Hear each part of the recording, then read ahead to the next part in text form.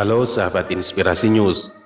Kepolisian daerah Sumatera Selatan kebingungan mencari pasal untuk menjerat anak bungsu almarhum Akiditio yakni Herianti, sebab sulit menemukan unsur pidana dugaan sumbangan fiktif 2 triliun rupiah.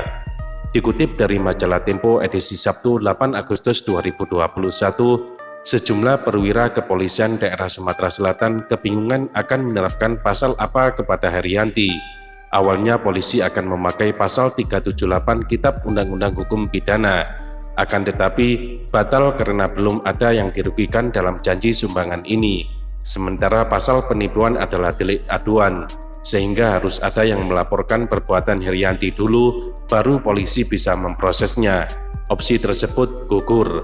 Sempat terpikir menggunakan delik penghinaan negara dan membuat keonaran. Lagi-lagi gugur. Herianti belum terbukti menghina negara dan berbuat onar. Ia hanya berjanji menyumbang dan bukan orang yang mengundang awak media ketika mengumumkan. Alotnya mencari pasal ini berimbas pada polisi yang tidak kunjung menetapkan Herianti menjadi tersangka. Meski begitu, saat ini polisi masih mengusut perkara ini. Namun untuk sementara, penyelidikan ditunda karena Herianti sempat mengeluh sakit sesak nafas. Selain itu, polisi juga masih menunggu surat balasan dari Bank Indonesia guna meminta izin mengulik rekening Herianti.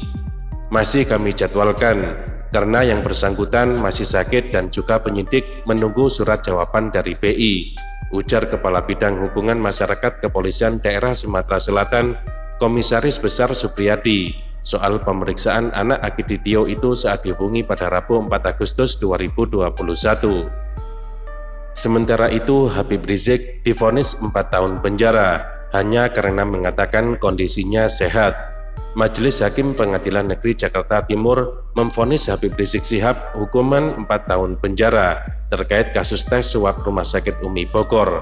Hakim menilai Habib Rizik bersalah atas dugaan tindak pidana menyebarkan berita bohong dan membuat keonaran.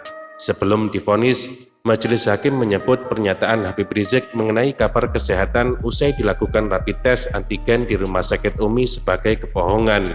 Menurut Majelis Hakim, Habib Rizik belum melakukan swab PCR. Pasalnya berdasarkan keputusan Menteri Kesehatan nomor HK.07-07-Menkes-413-2020 tentang pedoman pencegahan pengendalian COVID-19 tanggal 13 Juni 2020, kondisi Habib Rizik disebut sebagai probable COVID-19.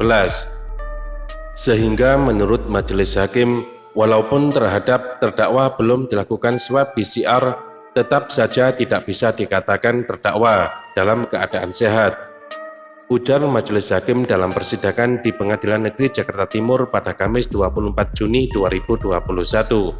Habib Rizik dianggap berbohong karena membuat video mengenai testimoni pelayanan Rumah Sakit Umi Bogor. Dalam video tersebut, Habib Rizik menyatakan dirinya sehat. Menanggapi 2 kasus tersebut, lantas teringat omongan Mahfud MD waktu belum menjabat. Dia mengatakan, setiap kasus bisa dicari pasal benar atau salahnya menurut hukum, tinggal siapa yang lihai mencari atau membeli. Intelektual tukang bisa mencarikan pasal-pasal sesuai dengan pesanan dan bayarannya, tulis Mahfud MD di akun Twitternya pada 9 November 2017.